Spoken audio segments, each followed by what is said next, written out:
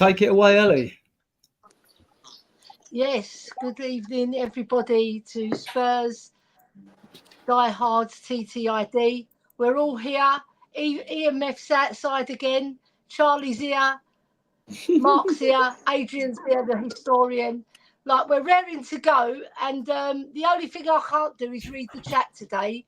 But I'll pass it over to Adrian to do that because I haven't got my laptop. It went to Chelmsford, unfortunately, with my daughter. So I'll welcome in everybody in the chat. Fire away, Adrian.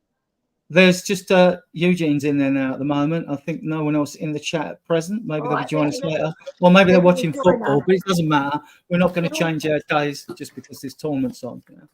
Yeah, that's true. That's true. And what we want to do is kick off with the transfers then. You've got the rundown for the stream because I won't have it, Adrian. I won't have the rundown for the stream. So can you take it from here? Yeah, I can take it from here then. Yeah. Okay. Well, we know the transfers. The fixtures have been announced, and if we look at the first month, we've got.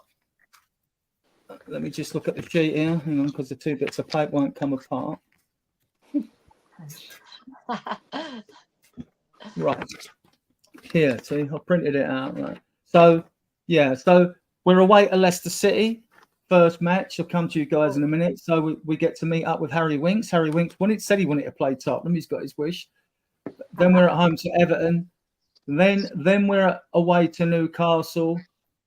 And then in September, we just do the first 2 months. We're at home to Arsenal. Then we're at home to Brentford. And then we're away to Manchester United. So, move it over to... Right, Charlie, have you seen the fixtures? We'll come to you first as you're a guest.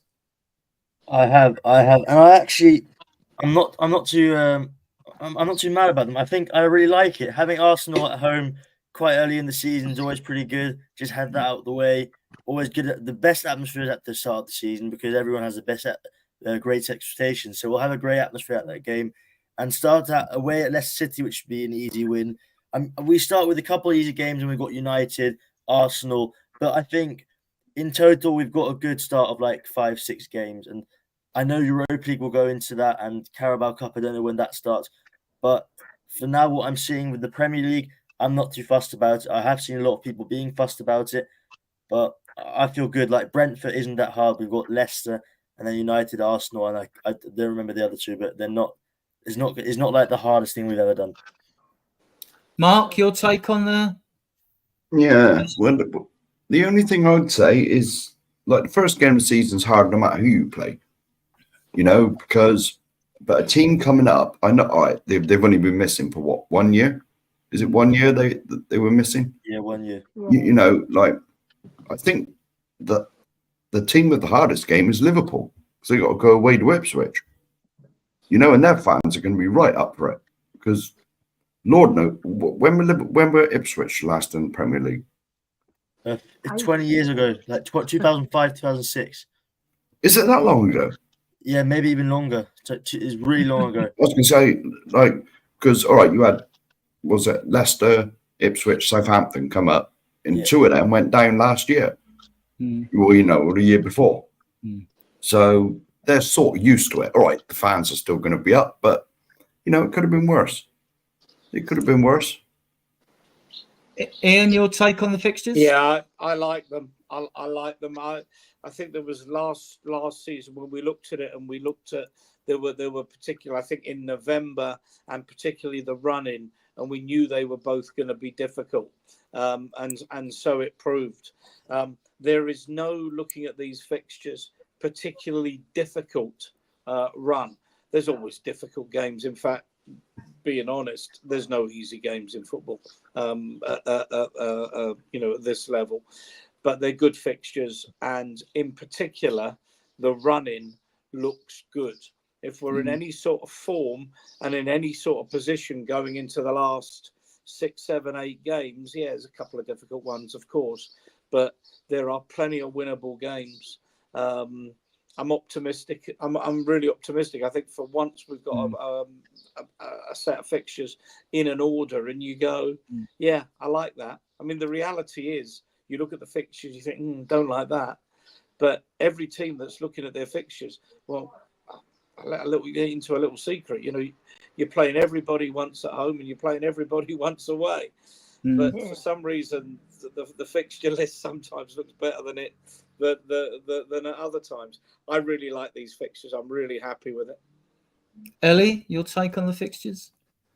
Yeah, I'm always excited when the fixture list comes out because I'm looking at who we're going to be playing first. And to play Leicester, that's a really good shout because Harry Winks is going to be coming and he's going to be giving it his all. But I think we'll be up for it because last season, obviously, we had a really great start with that 10-game unbeaten run. Hopefully, we can repeat that and then continue it through because I'm looking at the fixtures and I'm not scared of anybody. But then, you know, there's no easy game in the Premiership. You've got to work hard. You've got to do your due diligence on the opposition and make sure that you're ready for every single game because every team, they play different styles. So you've got to be ready for it. And I think what we did last season was Postecoglou was looking and he was praising who's going to make the cut the mustard, and who's going to be, you know, in his team for this year. And then he's going to add some sprinkles, isn't he? So I'm really excited, Adrian. I really love the season, and you want to win things, right? You want to win things. Every season we've got hope, us Spurs fans, and we've been let down, but we've seen some great football matches.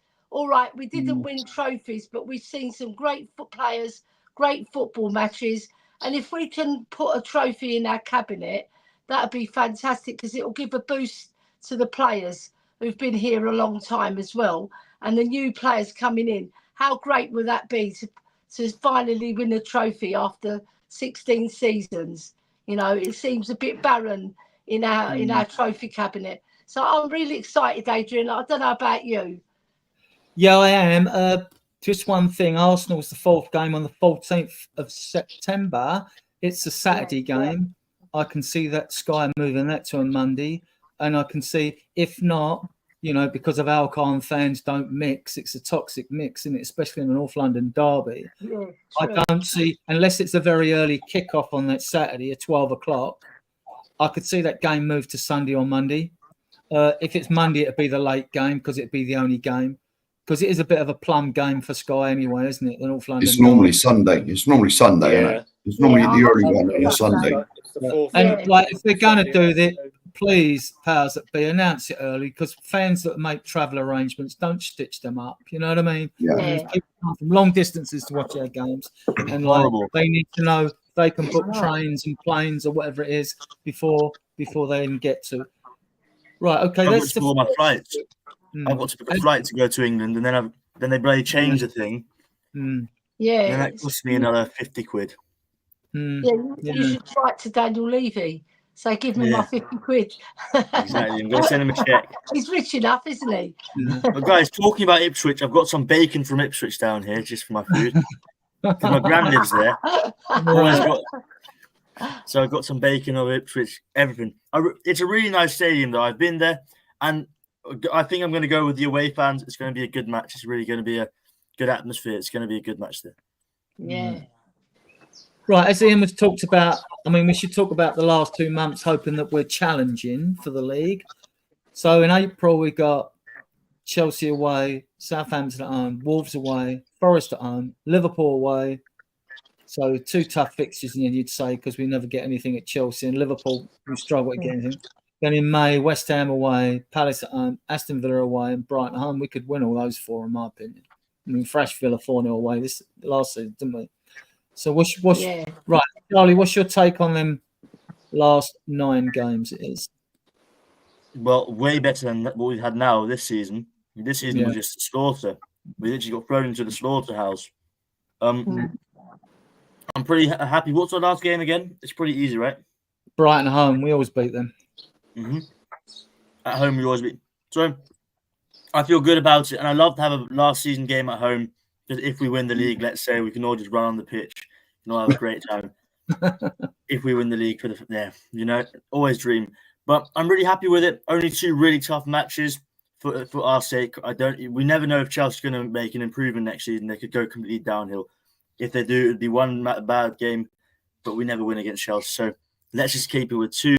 But in the end, 2 hard games, the last 9 games, I'm not that worried about that. I think it's really just it's gonna help us get to that last. It's gonna help us. It's basically an end sprint. You know what I mean? We've got the hard things in the middle, and at the end, we've got a couple of easy games, and just get through them, and then we get the highest position possible. Mark, what's your take on the? Yeah, basically the same. It's nice to see that. Sorry.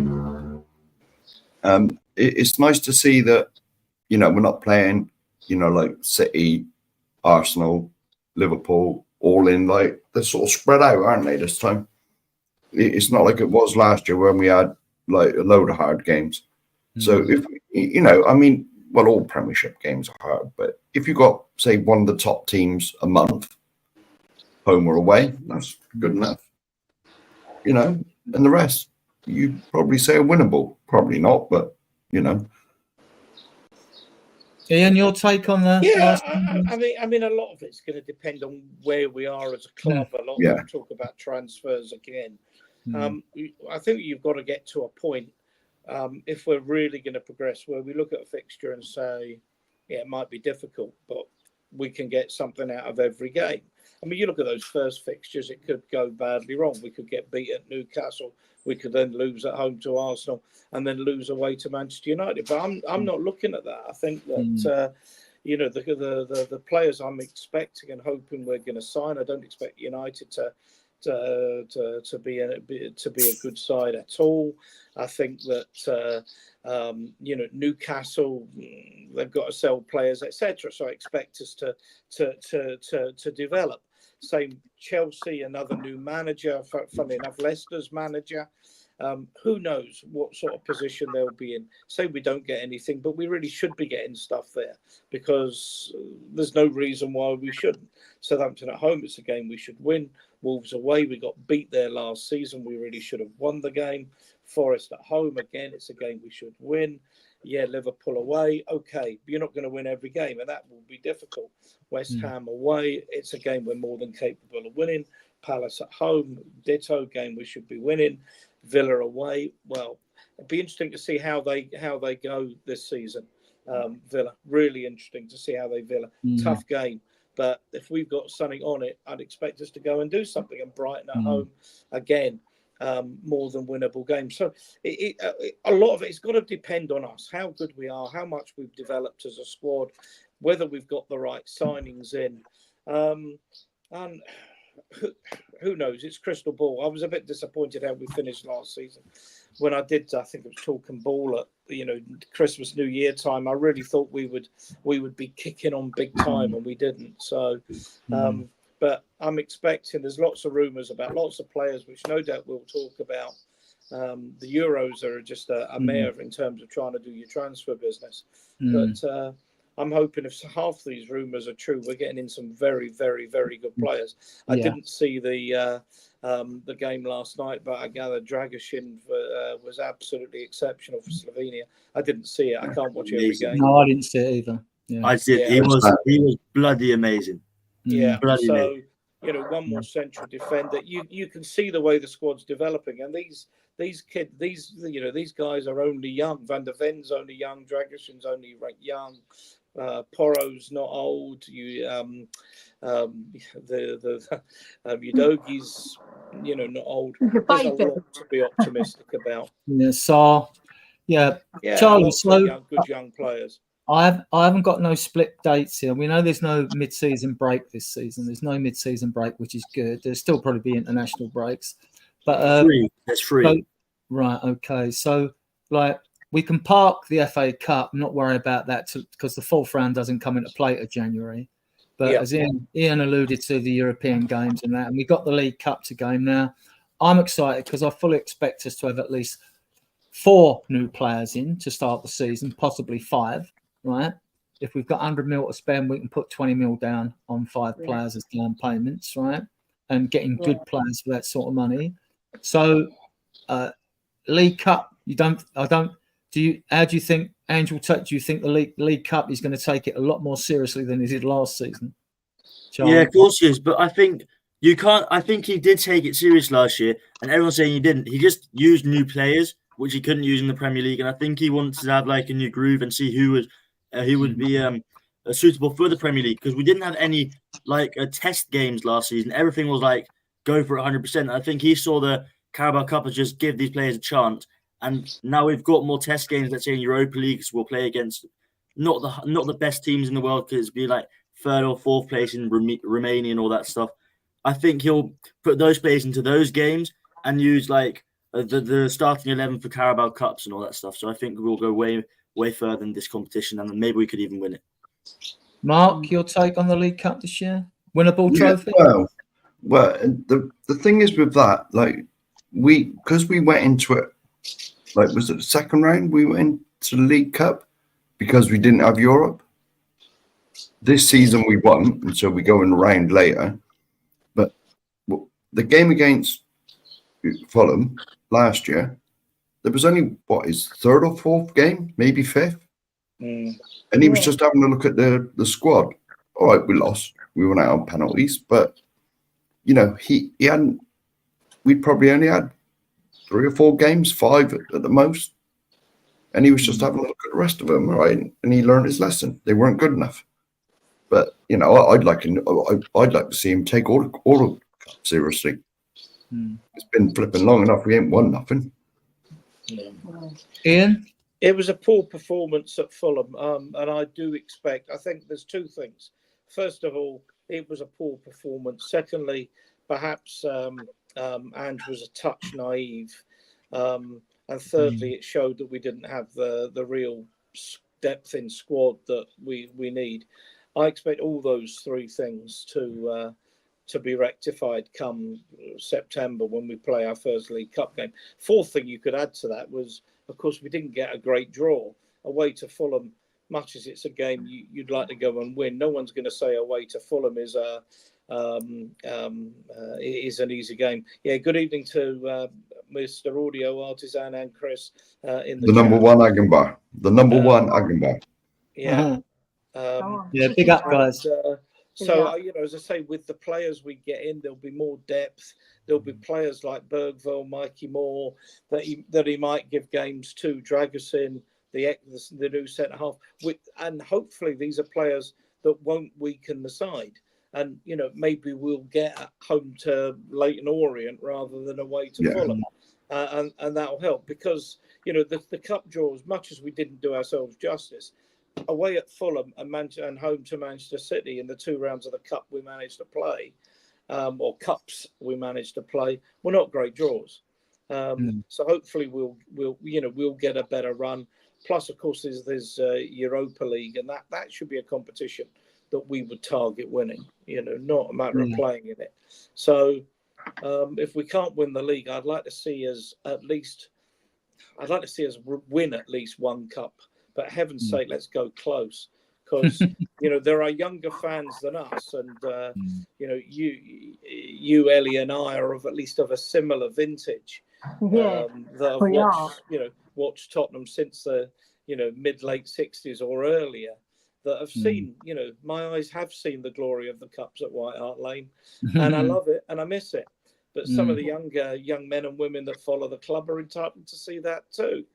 You know, when, you know, people like Ben Kaufman tell me that they've actually never seen us win anything or only seen us win 1 trophy in their life, then you go, yeah, I sort of get where you are. I absolutely get where you are. Because in the early 80s, we may as well have bought a season ticket for Wembley. Yeah, that was good times. They were great times, Mark. I don't know how old you are, but none of my business. But well, a little bit behind you, but not a lot. Yeah, but they were great days. They were truly great days. Ellie, your take on the League Cup? Yeah, about the Fulham game first and foremost, it was a bit of a. I was quite sick that we played 9 players that. All right, he's having a look at them, but 9 was a bit too much. Yeah. I think 4 or 5 would have been more realistic. You know, we didn't lose the game after 90 minutes, and after extra time, we were still in it because it went to penalties. Although we played really rubbish that game, we didn't deserve anything from the game anyway.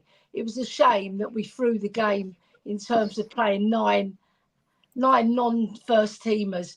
Yeah, he's going to have a look at them, but by that time, you should know who's been cutting the mustard.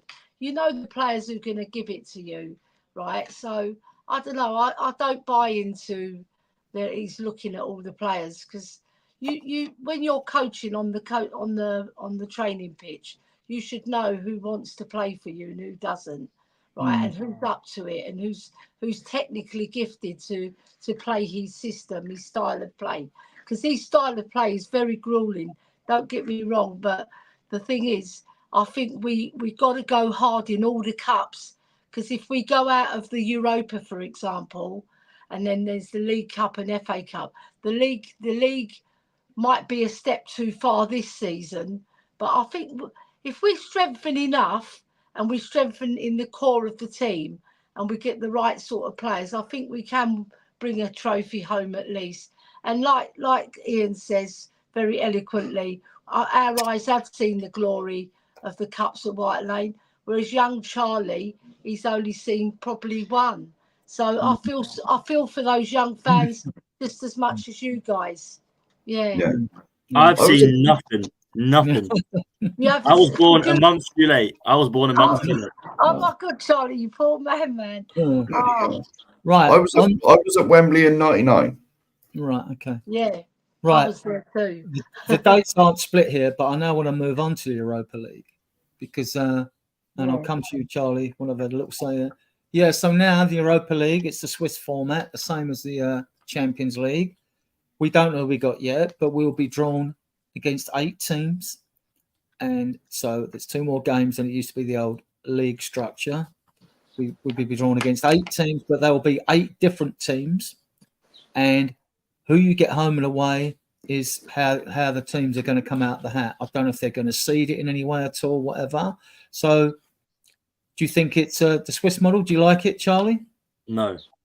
Get back to the old one. They say we need more diversification. We want better groups. But if we look at last year, we had a group with Dortmund, PSG, Newcastle, and there were a couple of easier groups for like a couple of teams. But the old way was so much better. It was because in the end, there was a team that could drop off the Europa League. So because there's always a team in the Champions League group that is not going to make it. There's always one, and it's always good to give them a chance to get to the Europa League. Now there's no chance for them. So let's say an Ajax or one of those clubs, they can't do anything in Europe because they've got 2 chances out of 8. I'm not fond of it, and I think we should. I think they'll do it for one season, I hope, and then just change it back because it's not really helping us in any way. They say it's going to be more competitive, all that, but is it really? It's really just playing football against 2 teams, and it's who you get out of the hat. I mean, like, it's not as if this will change anything. It's about what you get out of the hat. It's about money as well, isn't it? Because you're now going to play 8 games instead of 6. It's the same with the Champions League. I mean, like, it's gone from 125 games to 189. That's 64 more games, right? That is a lot of money, right? But I reckon they're going to. Sorry. Go on. You carry on because I was going to Mark next. Right, go on. Yeah, I reckon next year they're going to be doing playing the last game in America or playing the last game in Dubai because if it's about money. I've already been hearing this is what the Super League was doing. They were just trying to get all the games in different countries for more money. And if that starts happening, we have to start protesting because I don't want to it's fun to watch a Tottenham game in Holland, but it's not the same. The fans won't be there and we just want it. You know what I mean? We just want it to be as it is. Football should stay the same. Money shouldn't impact the game as it is now. It's perfect now. Right. Mark, your take on the Swiss model in the Europa League? Yeah, personally, I'm old enough to remember when it was a straight knockout. Yeah, me too. Yeah. That's the last time we won it. It was a straight knockout. I'd sooner go back to that. But they're not going to do that because, like you said, the beginning bit, you're guaranteed 8 games. You don't know who they are, where they are. Hopefully we'll get like 8. I mean, surely they must seed it. And so you got to play someone from, say, like a couple of the pots, it was more nail biting when you had to win. It's like any cup knockout competition is more nail biting because you're right. You had 2 legs, but and then you had a difference of whether away goals were going to count or not because that was changed. Right. So but that's all stopped as well now, isn't it? Away goals don't count now, do they? Ian, Well, you're They taking don't, you. they don't have Yeah, couples. I missed the beginning. I don't know if you picked up on the private chat. One advantage of being here, being in Spain at this time of the year is you get to sit outside and Right. lovely warm weather and what have you. The disadvantage is the mozzies come and eat you. So I had to go and get mozzie spray. Yeah, But you Right. get I missed the bitten. beginning, but I picked up on what the boys said and Mark saying about when it was straight knockout. And it's just reminded me, my first year at uni, 1978, it might have even been the second round of the European Cup. Anyway, it was in September, and Liverpool drew Nottingham Forest. Liverpool, the holders, Nottingham Forest under Clough, the league winners. Oh, no. Now, there's a lot to be said for the group stages and what have you.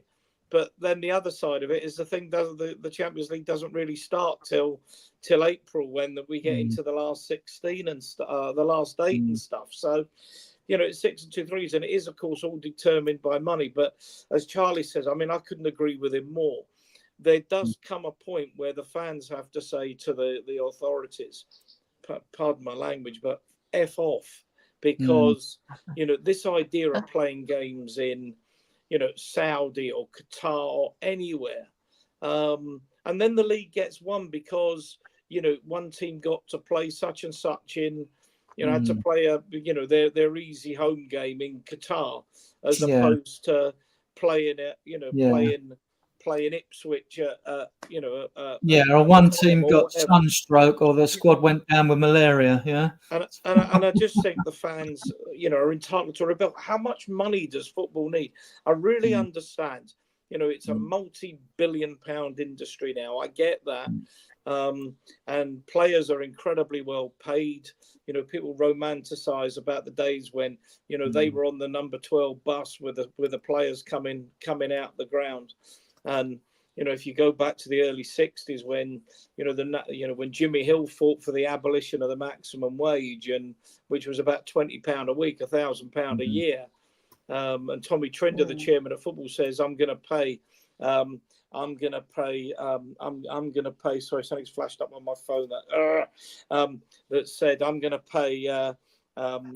Johnny Haynes, it was, as a top entertainer, I'm going to pay him £100 a week, which was, probably then a decent managerial salary. Of course, now they're paid pop star money and what have you, and they're out of touch. But football needs that money to reward players, and I've no real problem with players being rewarded. But I do have a problem when fans are getting screwed over time and time and time again. My old man, he died 3 years ago, but he stopped going. Once football stopped being 3 o'clock on a Saturday afternoon, and you can call him a traditionalist or, whatever, but he says, I don't want to be told I've got to go to football at 12:30 on a Saturday afternoon, or I've got Saturday morning, or I've got to go at 4:30 on a Sunday. From when I was 14 and I left school, in fact, those days we worked in Fleet Street as a photographer and went down to Chelsea in the afternoon because it was one bus from Fleet Street. They went at 3 o'clock on a Saturday afternoon. And if you're doing it for 70 years or whatever, you just say enough is enough is enough. And there just does come a point where football has to, football fans have to stay enough is enough. The Super League, I think, will come, but it won't come in the American franchise model that we saw that when we discussed last week that that Spurs and others signed up to. But taking games away from this country or from England to play in far off places for money, give me a break. Enough's enough. We had that with the World Champions Cup and things like that, didn't we? Yeah. It may come for a few games. Your take on the Swiss model, Ellie, on the 8 games we're going to be playing, 4 home, 4 away against we don't know who? Yeah, I'm excited because I always like European nights. They're special at White Hart Lane. I know it's called the Tottenham Hotspur Stadium, but I'm going to call it White Hart Lane. I don't care. Right? So, I just love the European nights, and you're pitting yourself against a team. Really, if you don't do your research, you're not going to know who you're playing. So I hope they do their due diligence and they start, once the fixtures come out and we know who we're playing, I hope the people start watching the other team, see how they play, see how they set up, you know, so that we're ready for them as well. Because we don't want to go out in the the Europa Cup early. And I just remember some magical days at White Hart Lane with my family, celebrating brilliant victories against the best in Europe as well. Because, like I said before, the Europa Cup is like the Champions League now, isn't it? Because the Champions League has been sort of bastardized in a way, because the top team doesn't go in, right? And it's 4 teams. Same with the Europa League. They've done a new format, but I think this new format is going to be exciting. You know, the 4 away, 4 at home. You know, it's anybody's game, but you've got to be ready for it, Adrian. You know, and you've got to make sure that you know you get the results to go through to the next round. Who's going to argue with me if I say one of my greatest nights as a Spurs fan ever was winning the UEFA Cup at White Hart Lane against Oh my God, Anderlecht? One of the 1984. very best nights ever. Fantastic. You know, Yeah. who's going to argue that? Steve Perriman as well. Steve Perriman couldn't play, could he? Right, and he was running on the pitch. Wasn't he? Yeah, he was injured. Was he suspended? And I think somebody else was suspended as well, I think. If I remember, and Danny Thomas missed the penalty, and they all sort of cuddled him and like consoled him. It was fantastic. Yeah. You could see Tony Parks in goal. Like it was just a magical night, wasn't it? Unbelievable night. It was, because the whole Roberts crowd played saying there's only one Danny Thomas. One It Danny really, Thomas, yeah. so loud it was after he missed the there's penalty. only one Danny We all Thomas. thought, oh dear, here we And go. then Park saved the next And then penalty. Park saves that penalty, and I see the players running to him. I thought he was going to mention this. I thought he was going to mention the '72 final when I was there against Wolves, like when we lifted the trophy at the lane again. When Chivers scored them 2 goals away at Wolverhampton, we drew 1-1.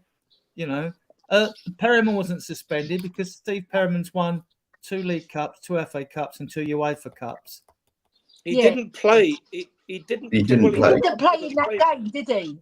He might have missed one of the legs in the final. Yeah, because it's a 2-legged final, isn't it? Yeah. So I can't. It's funny when you go back and you look at, because I've experienced 14 trophies at Spurs. Right? When you go back and look at the teams that won it, you look at some of the players, you think, oh, were they in the final? And you think, and I watched that second leg at White Hart Lane, and I watched the second leg against Anderlecht, and you think, you know, and you think like, oh, that was the team that won it. It's very, you know, you just, the brain gets clouded over the years, even though like I've got a pretty good memory with Spurs. I mean, you know, struggling to remember all the goals and the teams that actually play specific games is different. But the 84 final, that was special. That second leg at the Lane. It was a brilliant atmosphere as well. Yeah, unreal.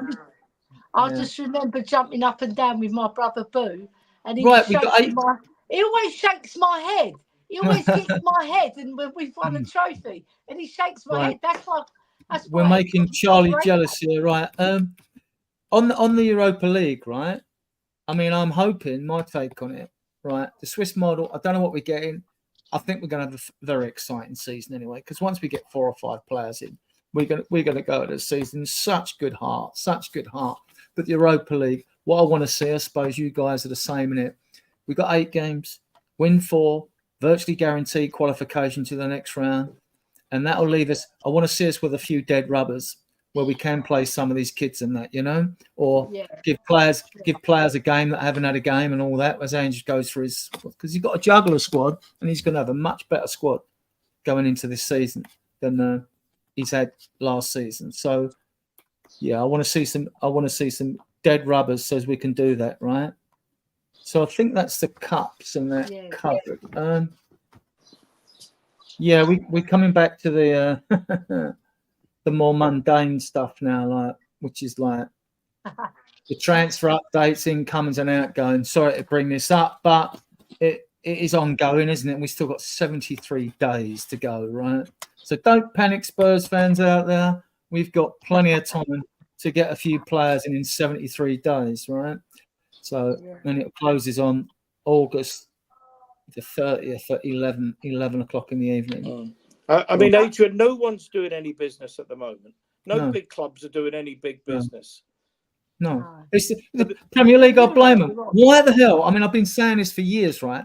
The things that why doesn't the transfer window open for us as soon as the season ends? Why? Crazy. I mean, to me, it doesn't make no sense to me at all. You know. Then everybody can get a few players in and like get them under your belt. The ones that you really targeting, the ones that you really want to get in, and then go for the others after.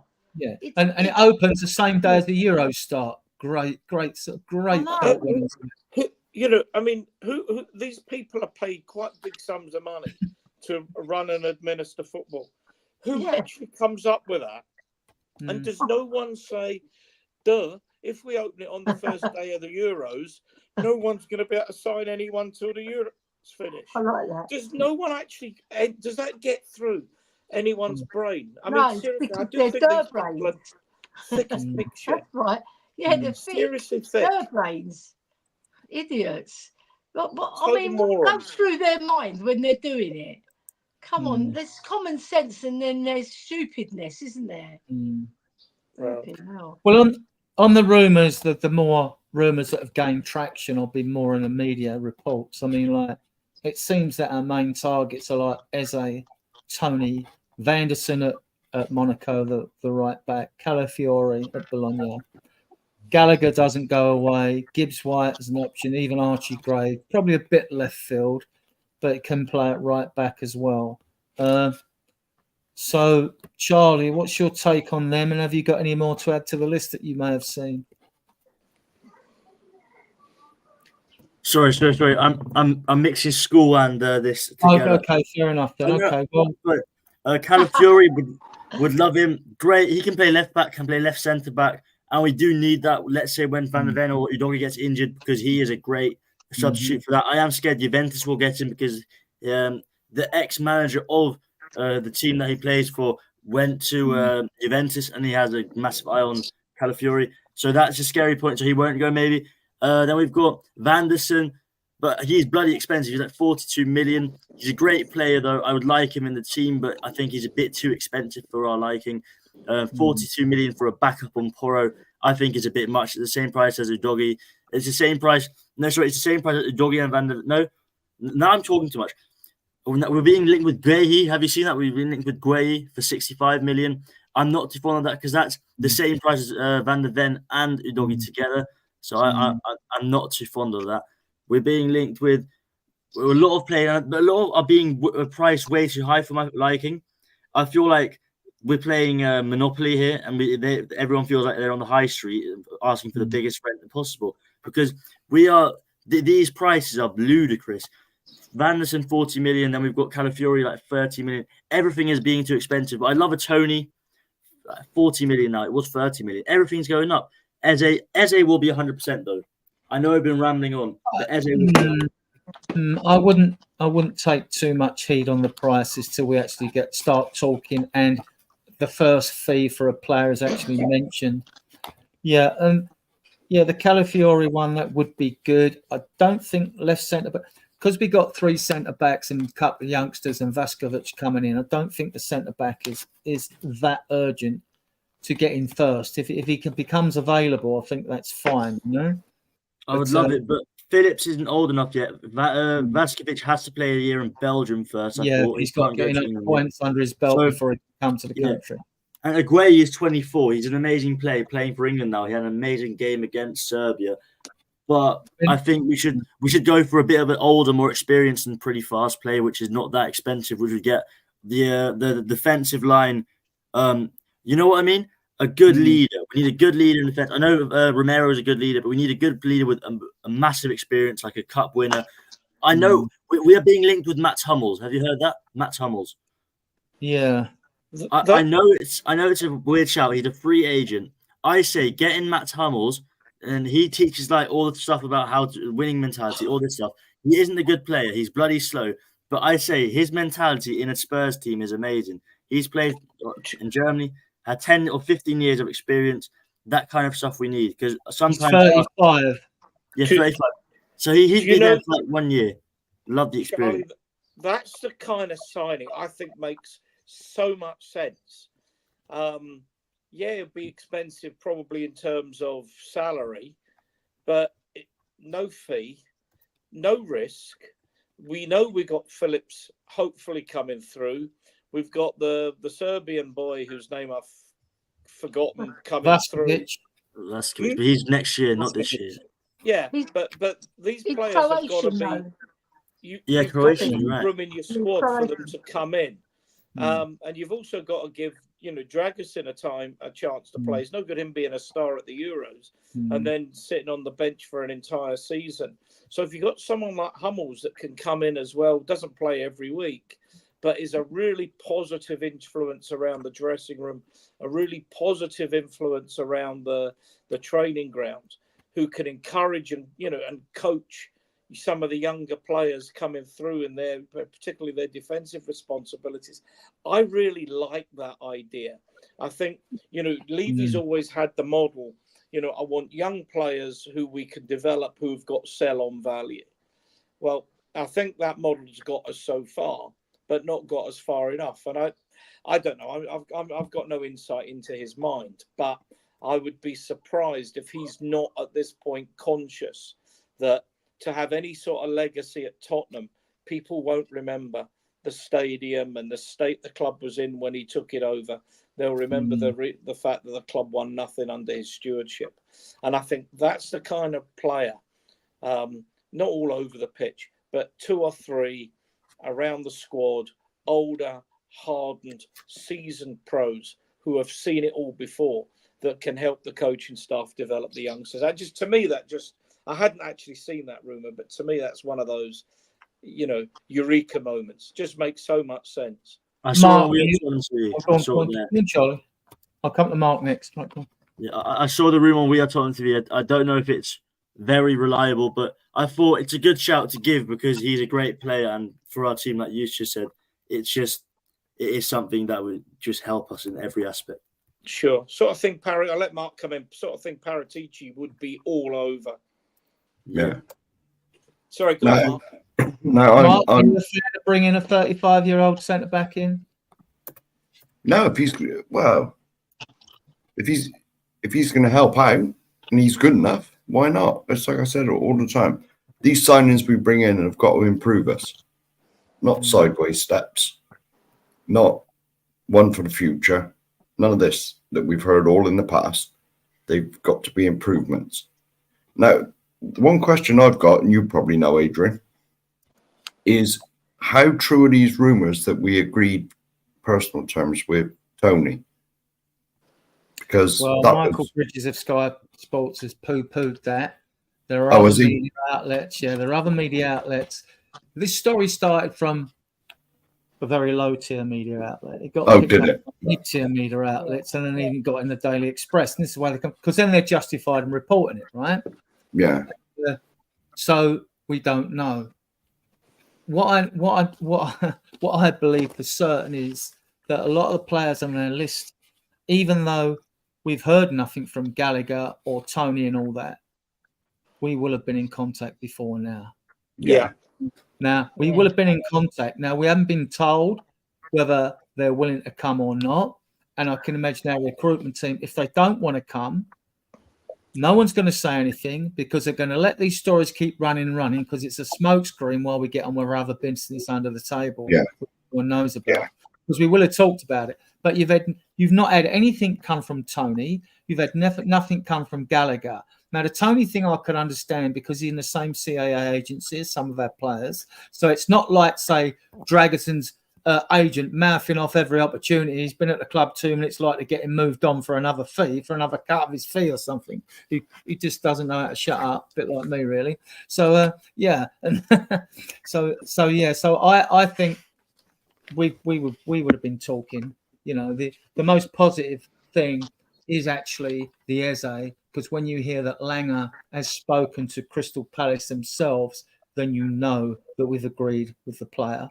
There's agreement with the player. So now it's sorting out the 60 mil plus the 8 mil. Pay pay it and move on because he is a marquee signing.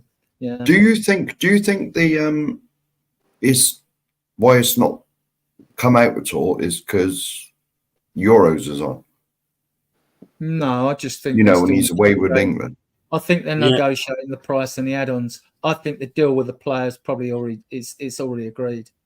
So they know that by the time the Euros end, if England go out early, I expect England to win it, to be honest, meet France or someone in the final, England or France. So I actually believe, I'm confident that we'll get Eze, and I think like it's just now we're haggling over the price and the add-ons and the down payment, because on release clauses, some clubs like to insist you pay all the money up front. Spurs are not going to do that. You're not going to pay 60. You're not going to pay, half or 2/3 of our transfer budget. And when we've got to fill other holes in the squad, you're not paying up. It might be a big, more heftier down payment than 20 mil. If we got 5 players in at 20 mil each, that's 100 mil. There's down payments for the rest to pay of their contracts. But it might be 30 mil down on someone like Eze. But other than that, if Crystal Palace want the full amount, that's just not, then the deal won't happen. It won't happen if that's the case, and that would come out. Later. Are there any businesses or clubs that work like that? If they've got a release clause, they want all of it straight It's away. happened to Barcelona in the past. I think it's happened to Barcelona and Real Madrid when clubs have dug their heels in when they've got players. It has happened. It has happened though. Going back with some of the transfers in the past, not the same with all of them, but I think of some of the great signings we made were completely under the radar. For example, when we signed Villa and Ardiaz, no one had any inkling of that until the deal was done, and I think the Daily Telegraph, not the Daily Express, got the scoop on it. Luka Modric, I'd not even heard a whisper of that and suddenly it was announced one Saturday morning that we'd got him. So Van der Vaart as well. Van der Vaart when he come in. In fact, that's another. I'm sure other people can remember other great signings. Evening, Colin, by the way, in the chat. So the Euros are a distraction, but they will know where they are with every transfer. I'm absolutely confident of that, and who's coming and who's not coming. Even if the internet rumours are different, they'll know who they can get and who they can't get. Yeah. There's something in the paper this morning that we're interested in Mark Gui as well. I'm interested in that because that would have four centre halves fighting for a first team place with 2 others in reserve. So, but we'll see. Yeah, the Gui one, I don't see us paying 65k on Gay when we can go and get Calafiori. I just don't see that. I don't either. No, and I don't He see. was good the other night, though, wasn't he? He was very good for England. Yeah. But when I like the look of Calafiori, same as Charlie does. What about the others? What do you think of Tony or Vanderson or Gallagher or the more there's Gibbs White is now or Archie Gray? I am a little bit. I don't really know what Ange wants as a midfielder. If he wants the box to box type like Gallagher, I don't see many other players like that. I can't see him coming in unless he went for. If he didn't, and he was going to go sort of what fans have been calling for, like a number 6 or whatever, then I could see. Soren's here, sorry. Then I could see him going for an Onana at Everton, or an Edison, or a Fratesi. But although those players have been mentioned not so long ago, I just don't see them. They're not box to box number 8s. This is the thing that gets me, and I don't see too many box to box number 8s. Because Gallagher would improve us in the sense it'd bring a lot of energy to the team. He would dig you out a hole like he did England the other day. Right? But what do you think, Charlie? No, Soren's just coming. Go on, Soren. What do you think? If you had the question. So what was the question? Well, it's a question. is Ange going to be stubborn and just go for a box-to-box 8? Does that rule out a Gibbs White? Does it rule out an Onana? Does it rule out an Edison or a Fratesi at Juventus? I don't see Ange going for specific players for specific positions. I think he's just going to stick to the ones where the kind, that can go into different positions. So I don't see him getting a number 6. I really don't. So I think he'll get probably another box-to-box or somebody who can play a 6 but can still go forward at the same time. So I think he's quite stubborn in that. I mean, we've heard him say, he doesn't really relate numbers to players. So I think you'll find him going for players that are a bit like Eze in the sense where he can play the central or left, and same with strikers that can probably play either strikers or one of the wings. So I look at who we're being linked to and think a lot of those really don't suit what Ange is looking for. Yeah, I agree. And to sort of go back to what you was discussing earlier with Max Hummels, I don't think we'll go for Max Hummels. I don't, but it was just an idea, by the way. Yeah, no, I know it's been touted around today, but I don't think that will be one I think Levy will turn around and say no. But even if it's a free, he's on 112,000 a week now. He's going to probably want a little bit more. And I don't see what he brings to the... He's not going to play in Ange's system. And yeah, fair enough. He, for the dressing room, but are you really going to pay somebody 112 upwards to come and be nice in the dressing room? I don't think we are. So I think 4 or 5 years ago, he would have been a good signing. But now... And the Conte, I think he would have been perfect. I mean, had he been 4 or 5 years younger, then I think, it might have been a good signing for us now. But at 35, he doesn't bring anything to us. He really doesn't. He'd be exposed too much under Ange's system. He just couldn't play. He couldn't play. So he couldn't handle it. Couldn't handle the speed. He just hasn't got the pace, and he never really has done. That's the problem. I mean, possibly under Conte's system. Yeah, he's. Anybody that's playing in that back 4-5 has to have the pace. And, unless he got on a motorbike, he's never had the pace. Well, that's true. Yeah. I mean, sorry, just in terms of the number 6, because you talked about a 6 and box-to-box. I mean, the way I've seen Ange, particularly at Celtic, with, for example, Callum McGregor, is that his 6 is a box-to-box player.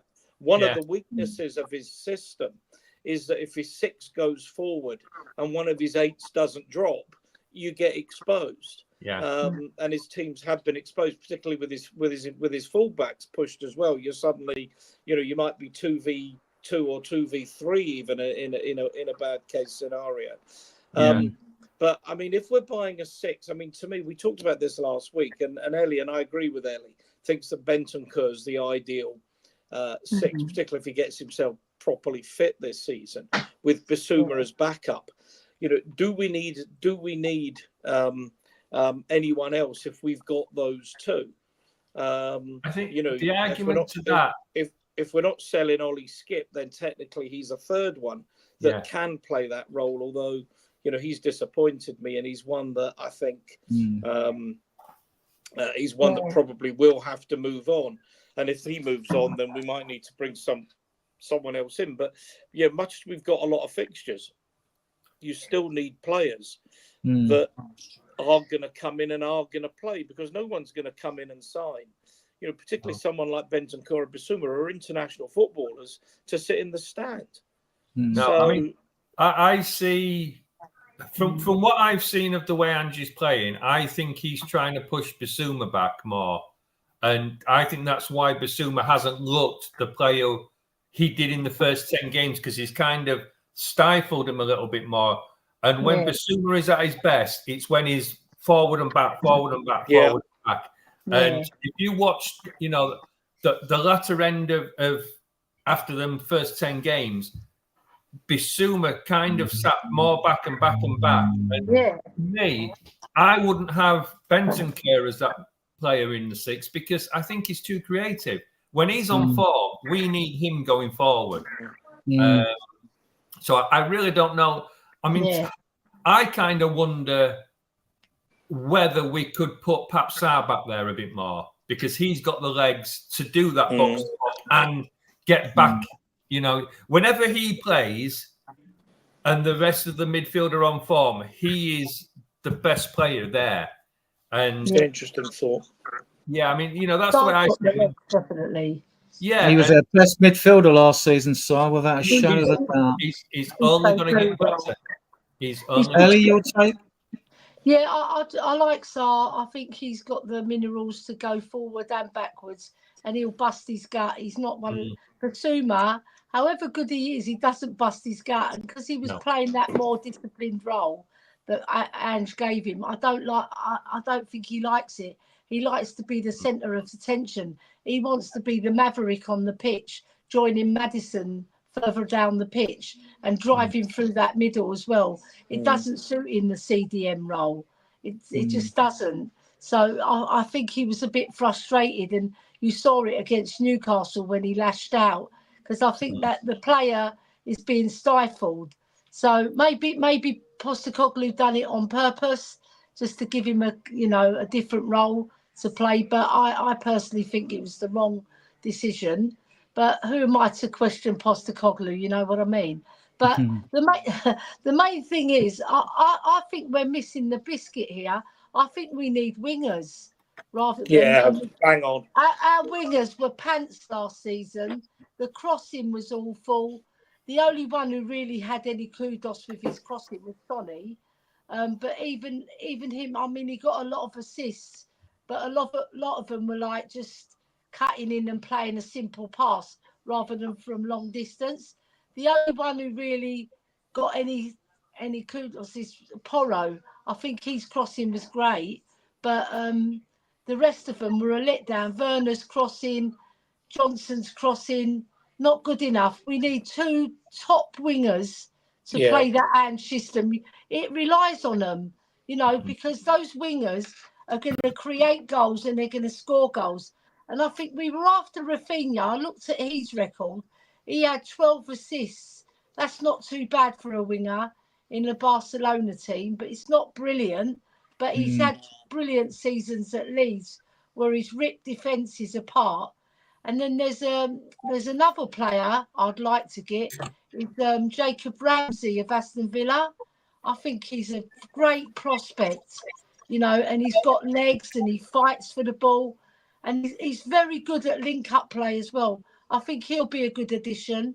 And then there's another one at Aston Villa who was at QPR. Actually, he played sort of an Eze role. His name, I can't pronounce it because it's quite long. I think it's pronounced Irabruum. Yeah, he's an unknown, right? But I watched him for QPR and he was cooking, right? And he's very cultured on the ball, right? And he's a young prospect. I think Ange likes that sort of player as well, someone that he can nurture and bring along. Interesting. Yeah. I mean, would you let Decky go? I wouldn't let Decky go. What I would do is play him in that false 9 that he was playing for Juventus, because I think that really does suit him a lot. And he can use he's got more time in the middle. On the wing, he's sort of a marked man, and he hasn't got the real pace to beat the defender twice. He beats him once, and then they catch up with him, and then he normally checks onto his left.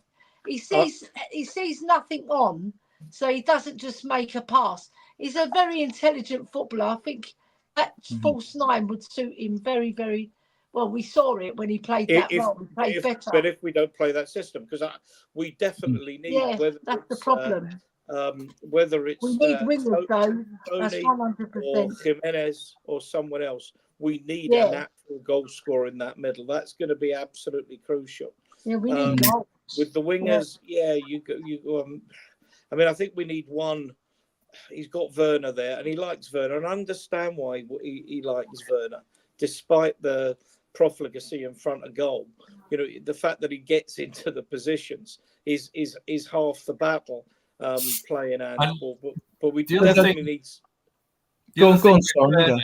the other Yeah. thing with Werner, what a lot of people kind of miss, he does a lot of tracking, and I know it's he's not the greatest player. I'm not trying to defend him totally, but when he was playing, he does a lot of tracking and does a lot of running, chasing that ball, which is what Postecoglou wants from his players. And everybody, we all look at it and say, well, we're slating Brennan Johnson off, but that's the difference between Johnson and Werner. Werner tracks back and helps the defense out. Brennan Johnson only wants to go forward, and that's the biggest problem. Now, if we sign Kubo, I think it's Kubo, isn't it? The Japanese. Yeah, I see him coming in, and that pushes Kulusevski into the midfield. And I think that's what he's probably looking at. Yeah. You see the That's his difference it best makes, you see? I mean, when we get 4 or 5 players in, our heads will be spinning playing football matching and making our own team selections, because that's what's going to happen. I mean, Yeah. you mentioned the left-hand side there, Soren, but I see Son on the left, because if we bring a striker in, and if Richarlison has got his psychological problems behind him and he's injury-free, he might have his best ever season this season coming, and we all hope he does, obviously. So then you'll have 2 number 9s if you've got Tony. To me, Son plays on the left before Werner every day of the week and twice on Sundays, right? And that's without the fact that if Eze comes in, he plays left midfield, left side, or he can play on the left wing, more of an inside left. I think he's more of an inside left than a winger, but he can play there. So suddenly the options and permutations mount. The same happens with, like, if Vanderson comes in, or even a left field Archie Gray comes in to play at right back for Spurs, or right inverted back. That now means that, to me, Porro, this is only my idea, should play in midfield. And to me, Porro, right, is technically better and would give us more than paying 50 million for Conor Gallagher. But that's my opinion, because I think Porro's not a winger, but he's either a wing back, as Danny's always saying, or to me, he's a right-sided attacking midfielder. And I think Porro could play in the midfield with a Vanderson behind him if you needed to do that and shore up the middle. Yeah. I mean, I don't think we need Gallagher, but we've got to get the right fullback in, like Vanderson in, or a Gurtriada at Feyenoord, who could do the similar job. But I think they fancy this Vanderson, the young Brazilian, he's about 22, 23, from Monaco. And I wouldn't mind him. Actually, I think him and Eze would probably be the 2 players. And the reason that there's more traction to Vanderson is because we keep hearing about Emerson and Milan. And I think, well, it's got to be one out and one in. So if Emerson goes, you've got to be ready. You can't leave us short, like, even though Davison Sanchez weren't our everyone's favourite, right? But when he went and we ended up playing Emerson and Davis, who didn't do too bad a job in central defence, but we wanted better, right? That's what's happened. So, yeah, but back on, like, okay, so still on the incomings before we go to outgoings. I mean, I don't know if you guys have seen Vanderson. He does look the real deal. Archie Gray, guys, would you take him? Do you think he's too young? What do you think? Can I talk about Archie? Go on. Well, first things first. I've been watching Archie since he was 16. I went to a couple of his under-17 England games. He's basically a family friend via, and he is the player we need. He plays right back, centre mid. Has played 48 games, or like 38, 40 games as an 18-year-old. Like, he turned 18 this season in the Division 2, which means he's already had his loan season basically in Division 2. He doesn't need that anymore. He's ready for it. We know he's ready because he's started every game. He's ready for the Premier League now. He should have gone up. They lost their game against Southampton. It happens. Now he needs to move up. If he gets this move up, I will tell you something for free. He will be the next Bellingham. He's going to be there with Bellingham. They're going to rock the midfield, and we're going to be sad if we don't buy them. We're going to be sad if we don't buy them. It's going to be a miss if we don't get him. Charlie, I wonder, I mean, I don't know if you've got any inside knowledge about what goes on at Leeds or anything, but I mean, the word on the street was that they were going to sign Rodon once they got promoted and had the Premier League money. That's obviously gone by the wayside. But I wonder if there's a deal to, because it depends on Roden wanting to stay in the Championship. There's rumours of Premier League clubs being interested in him. But whether there would be a deal to be done with Leeds, who now might feel an imperative to sell Gray, with them not having the Premier League income, and putting in Roden as the makeweight. Is that a sort of viable option? Yeah. Is it this sound? Sorry? Okay, no, there was a sound on my thing. What I've heard is they're more interested in Skip. I think they want Skip, and Roden could be an option. But I think they're going to try. Levy's going to try to do a double deal. So I don't know for sure yet. But hearing Roden, I don't hear a lot about Leeds itself. I hear more about Archie Gray, and I've got a couple of things I'm not allowed to share here that I do know about him. The clubs, but I'll once that comes out, I'm allowed to tell you. I've got some. Once it comes out, I can tell you. You can tell your body language is revealing because you're putting things up. Is that like that? So, No, I'm not telling. I'm not telling. If I was cross-examining you, I'd have a field day with you, Charlie. But I'm not. Yeah. But I'd like to hear what you said. I was about to say, tell the truth, the whole truth, and nothing but the truth. on any idea of Skip going to Leeds, the problem is there. One, you don't see swap deals anywhere. They always get mentioned in the media because, you know, they're good for copy, aren't they? And chat shows like this as well. But when's the last time you ever see a swap deal? The closest we come was like Winks for Madison, wasn't it, to Leicester? So, but that wasn't a swap deal either. Now, the problem with the Winks thing is, for our Europa League, we have to have a homegrown academy players, or homegrown players, not academy players, for the Premier League. But for the Europa League, 4 of them have to be academy home trained. Now, an academy home trained player is someone who's been trained in the academy for 3 years before his 21st birthday. And we've only got 4 of them now. We've got Brandon Austin, who's just signed, he's a goalkeeper, just signed a 5-year contract, 24, I think he is. You've got Alfie Whiteman, another goalkeeper, who's just come back from an injury, probably end up being loaned out or whatever. You've got Troy Parrott, 22, had a good season in Holland, scored 17 goals for Excelsior, who got relegated, did okay. We don't know if he could do the business in the Premier League or whatever, but he's 22, and you've got Oliver Skip. We've only got 4. Now, I'm not sure. I'm not sure about someone. Sorry? Scarlett, is he not in there? Scarlett's, he's not old enough. He's not even 21. I'm sure he's not 21 here. Jesus Christ, no. Just seems to have been around a lot. Yeah, I know. They do, don't they? They do. It's easy to do that. So Scarlett's not even 21 yet. So, you know, and so Parrott, to me, he's got to be part of the squad this season, or because you can't sell him. So Parrott and Skip have to be part of this squad. Now, I don't know the rules on whether once you've named your squad, can you then loan them out? Because then if it was possible, if that's within the rules, then you could possibly loan him to Leeds. And Championship clubs, there's no restriction on how many loan players they can bring in. With Premier League clubs, there is under Premier League, but there isn't with Champions League clubs. They can bring in as many as they like. It might be a restriction on how many from the same club. It might be 2 or something. But we could offer Leeds players, you know, because if we want to, like Donnelly or whatever, you know, because there's a few knocking on the door for these 6. We got 6 season games coming up, and you know, you'd like to think that Donnelly would get a game. Perhaps Mikey Moore will get some late minutes in games, but he's not 17 till July, you know, and you can't even be loaned out till you're 18, which is right in my opinion, anyway. Right. So then you've got Adrian, is Archie Gray the new Bellingham? I mean, is he that good? I mean, I've seen him. I thought, he's all right, but I've not seen, and I've not watched enough of I can't give an opinion on Archie Gray. I haven't seen enough of him. Charlie seems to be Archie Gray expert here. Well, Ash Phillips be classed as academy trained? No, because he's only been there a year and has not been there 3 years. But Ashley Phillips, academy trained elsewhere.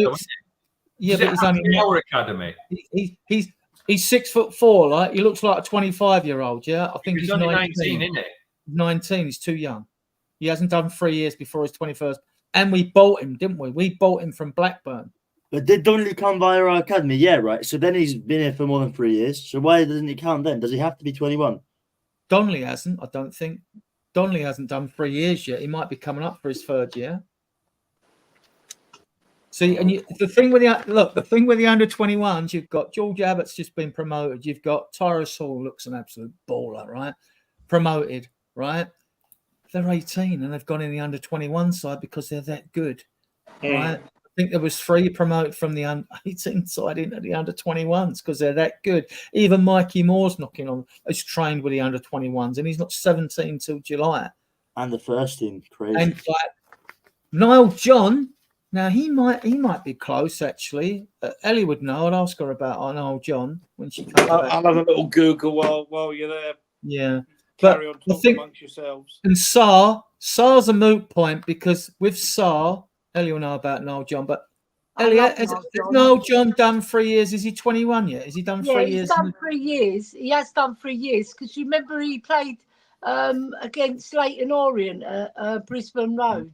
He was one of the players they introduced. I think it was Jose Mourinho who introduced him, right? And I love him. I've been watching him since he was a kid, right? And he's such a good player. He's only little, but he's strong. He's strong. And I think they tried him at fullback recently because we haven't got a lot of his fullbacks in the under-21 side. He is 21, John. I personally think he's wasted as a fullback because I think he's a tremendous midfielder and he gets forward. He's got such skill and he's got a passing range second to none. He went to Charlton on loan. They didn't use him. This is another one. Dane Scarlett goes to Ipswich, didn't use him. Why? I've been crying out saying that. Yeah, we should either say to teams, we got to incentivise these teams that take our youngsters and say, look, if you play the guy, we'll cover his wages, not you, or if you play it for half a game, we'll cover. We've got to have some sort of incentive scheme for them to play him. You pay for every if you don't play him in 10 games, you have to play us £100,000. If you don't play him in I mean as a loan fee that's zero, conditional upon the guy playing. I mean, what happened to Velith is an absolute crime. And Scarlett at Ipswich. And but let's not forget when Velith went on his loan, he was injured and he was going to be out for another month or so. So we don't know with him whether he's got back to full fitness or anything. So I think he wasn't getting any football, sorry. No, but this is what I'm saying. When he signed to go on loan, he was already injured, wasn't he? And Seville, was it Seville he went to? I think. Yeah, and he was going to be out for another month or so anyway.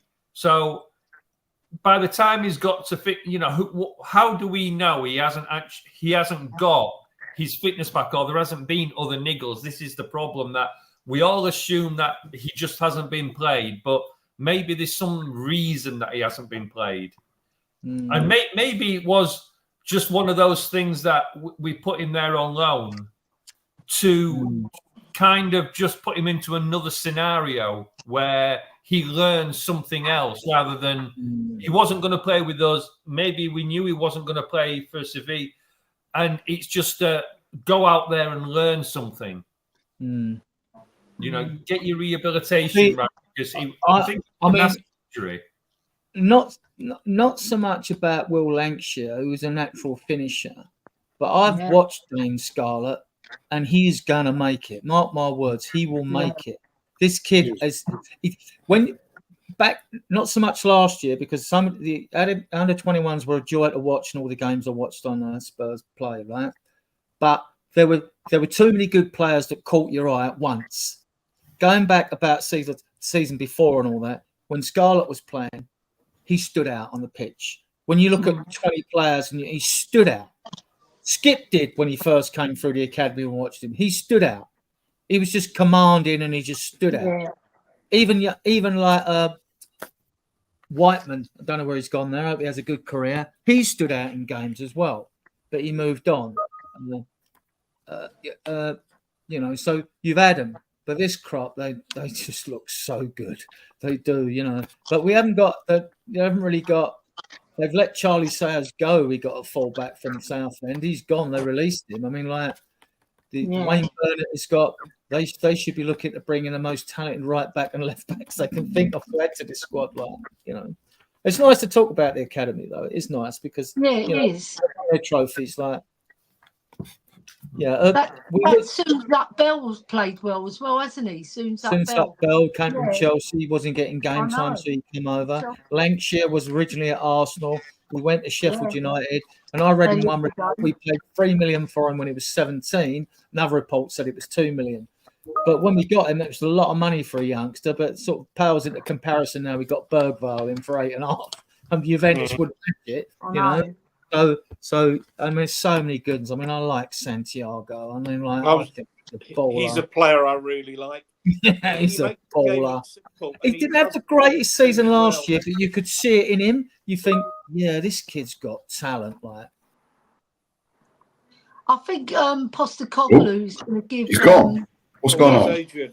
Hey? I think Postecoglou's going to give Dane Scarlett a chance this season because he hinted at it at end of last season, putting him on the bench and bringing him on. And he played him against Shakhtar Donetsk in Harry Kane's last game. And what a fabulous goal he scored in that game. Like, you have to have some talent to score that type of goal, right? And I think I'm in agreement with Adrian that, you know, he is going to make it. And I hope he makes it at Spurs because he's built himself up as well because he was only a little lad. But he's grown taller, he's worked on his body, and he's physically ready for the Premiership. I just hope he gets more of a look in rather than being on the bench. Yeah. Soren, have you got to jump now? Yeah, I've got to go again. I've got to go into work. So fair enough, mate. Yeah. Glad you could make it to the time. You want Soren? We'll be invited back. Don't worry. I'll catch you next time. Bye. Yes, Soren. Cheers. Thank you very much. Thanks for coming on, Soren. Brilliant. Yeah. I read the private chat. We were actually talking about the transfer window, and we diversified, but there's nothing wrong with that. Yeah. So still on the incomings, right? You know, I mean, yeah. I mean, Tony, this is a bit of a. I'm like that with him. I've got to be honest. I mean, like, would you take Tony? Take Tony, Charlie. We go with the guest first. Tony, would you take Tony? Yeah, of course I would. Jimenez. Yeah, of course. I think Jimenez should have one more season in the Eredivisie, and then we'll see what's happening. Because we've seen with Troy Parrott, it is not that hard. I've watched the Eredivisie quite a lot. It's not that hard to score in the Eredivisie because there are a couple of teams that basically are lower than they're basically League 2 level. That they're not good. So I just say give him one more season in the Eredivisie, or we buy him, loan him back like we've done with Destiny Doggy. Because I don't think he's ready yet, and I think he'll have a really bad start at Tottenham if he comes right now because he just isn't fully developed yet. Oh, breaking news! I can see in the comments. Yeah, Czech Republic have scored. What? Yeah, I've got that. Yeah. Provod 62 minutes just come up on my phone. No bloody way. Ronaldo's going to be furious. He'll be doing another interview tomorrow with Piers Morgan, whatever his name was. One of life's wankers, Ronaldo, I'm afraid. Good player. Anybody else want to comment on Tony? Yeah, I like. Well, bring him in. I like him. I agree with Mark. Bring him in. He scores goals. All right, he's come back. He hasn't. I think he scored 2. But the thing is, when you think about it, he's under pressure. All eyes are on him. He's got that thing hanging over him about the betting scandal. So he needs time. And I think if Postecoglou takes him under his wing and he trusts him and he's spoken to the player and he wants him, I think we get him in because I trust Postecoglou to, you know, really look at him and make sure that he's got his right mindset to play a full season for us and really score those goals that he was popping in for Brentford before that scandal broke. So I think he's Premiership proven. we can't go far wrong with a Tony. We had one more. Even if we get Jimenez as well, it won't spoil the broth. It'll actually add to the broth because he's a very good link-up player. But I don't think we're going to get both. I think if I'm going for one, I'll put my money on Tony. The only worrying thing is this comment here, because I read that as well. Is about his attitude stinks. Apparently, that is the only worry. Would have him if that was the case. I don't know if that's paper talk, but I don't know. Yeah, I must say I'm always wary when so-called internet rumors suddenly get posted as fact. Now, Chris, you may be 100% right, or it might just be paper talk, internet rumors that, as I say, I don't know. But what I would expect is that the analytics department and the football department now are really onto stuff like that because some idiot decided that we were going to sign Ndombele. I mean, it wouldn't have been Daniel Levy. I doubt he'd have heard of him. Someone came along and said, the player you want is Ndombele. And anyone who'd done anybody, who's Barnaby Slater? Sorry, Chris. Who's Barnaby Slater? I don't know. If I should know, I apologise. He's a podcaster. Okay, he's a podcaster, but so he's a posh boy. Yeah, but with a name like Barnaby, I would expect him to be a posh boy.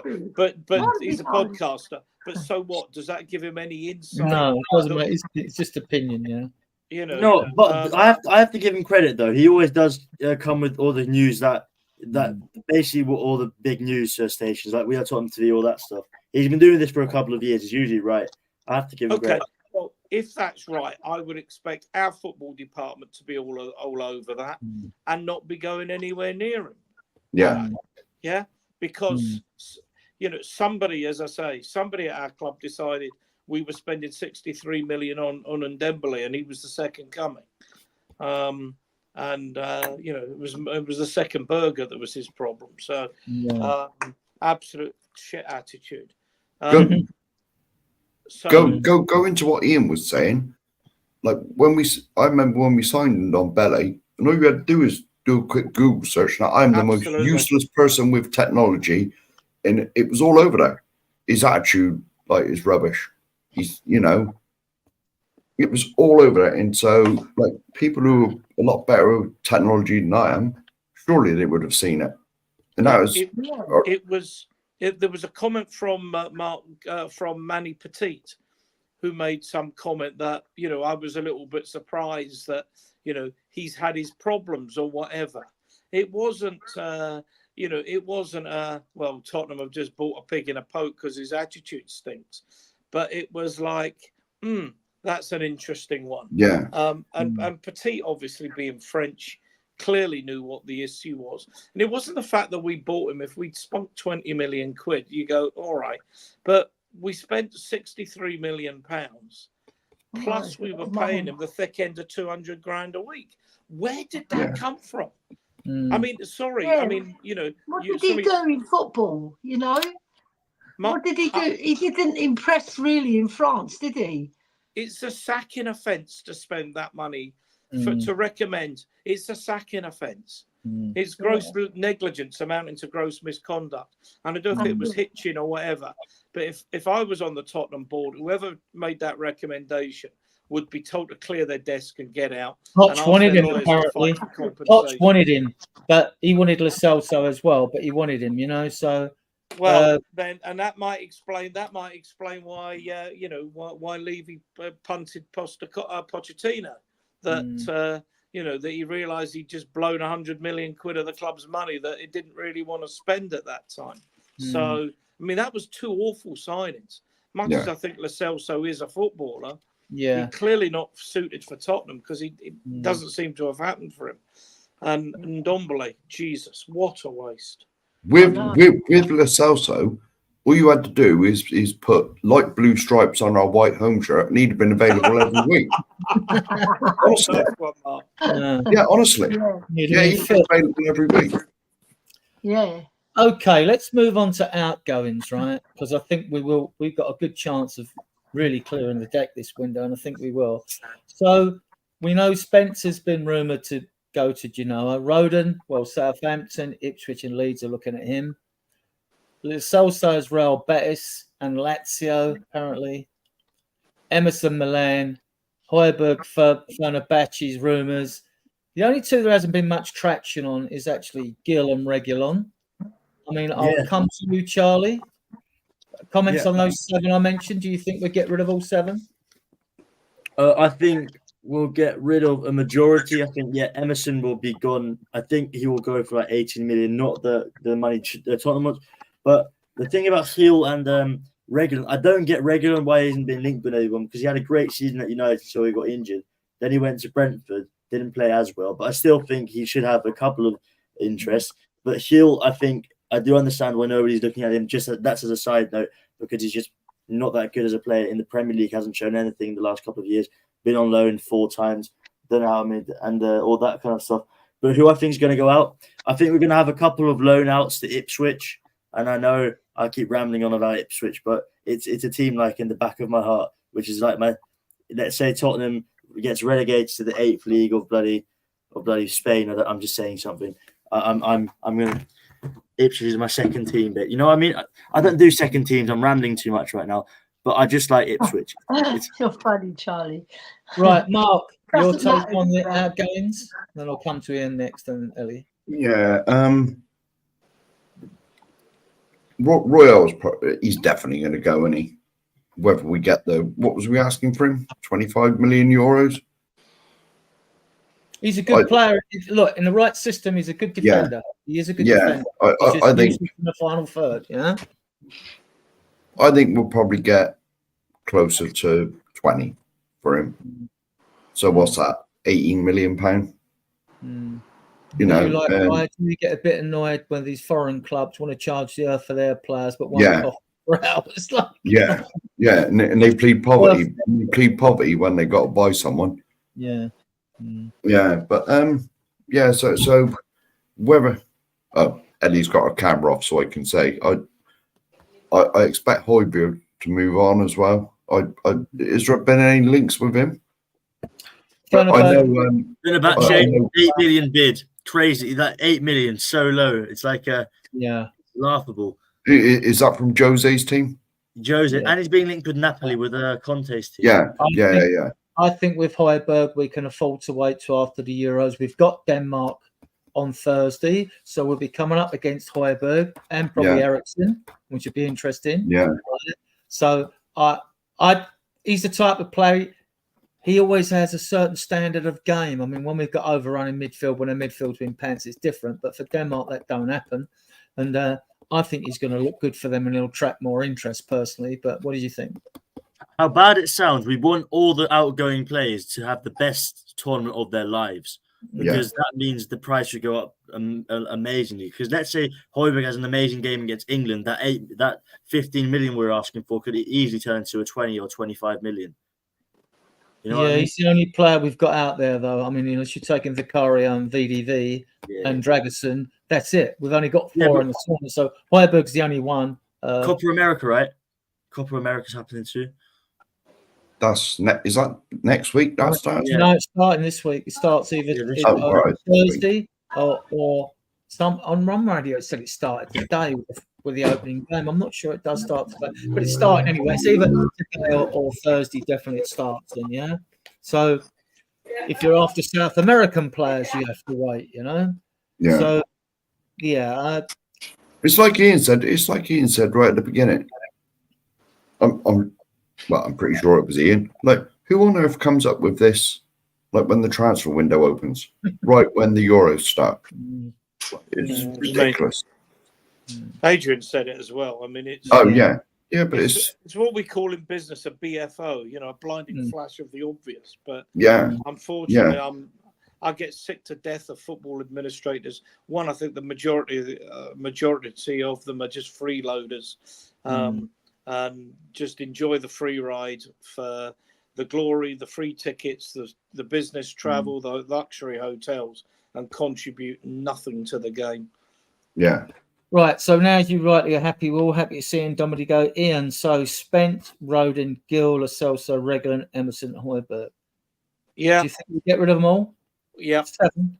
Yeah, I do as well. Absolutely. I think we'll get rid of a lot. I think the good thing is that part of the problem that you've got in football is that the Premier League is so wealthy that Premier League clubs, and Tottenham have been guilty of this, have ended up overpaying for some very, very ordinary players that you then can't get shot of, and certainly can't get shot of anything like the monies you paid for them. So Højbjerg, we will get, we got him from Southampton. He was Premier League proven. We will get a decent fee for him. Emerson looks like we'll get a half decent fee for him. Roden again. But, at the end of the day, Daniel has to be realistic and say, I've got to take this is, 20 million pounds O&O, and he has to take the O&O. It's no good saying, well, I'm not selling him for 15 million. He's got to say, I'll take the 15 million, get him off the wage bill, and let Ange move on. We've not been good at that. And I think that's partly due to Levy's parsimony that it's held the club back at times. But I genuinely think the lesson has been learned. Ange will, people say Ange is just a yes man. I don't know where anyone gets that idea. Yeah, I don't. Ange is just a yes man. Oh well, it suits my anti-Levy agenda to say Ange is just a yes man. So I'll stick it on a public forum. Ange is nobody's yes man. And Ange, I think, would have made it abundantly clear who's not featuring as part of his squad and who he wants out of his dressing room. And that rant at the end of last season about the attitude of some people and at the club, and particularly people saying we should lose to Manchester City, people in the club, people on the coach, or whatever, I mean, I think that would have staggered him, to be honest with you, because I think he's a man of principle.